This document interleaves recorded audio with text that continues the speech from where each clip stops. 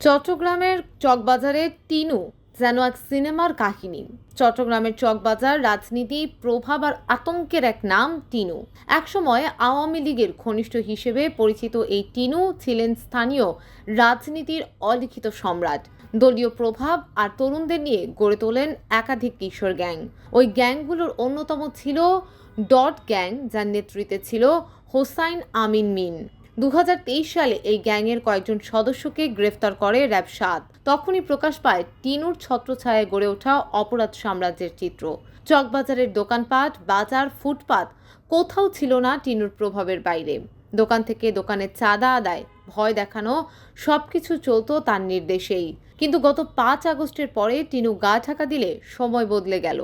2025 সালে এসে টিনুর রাজত্বের সিংহাসন যেন ভেঙে পড়েছে নিজের ভেতরেই। যারা একসময় তার অনুসারী ছিল, এখন তারা অন্য দলে, অন্য ছায়ায়। কেউ যোগ দিয়েছে নতুন গোষ্ঠীতে, কেউ বা গা ঢাকা দিয়েছে।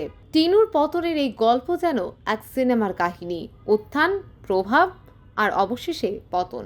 তবে হোসাইন আমিন মিন এখন এনসিপির নেতা।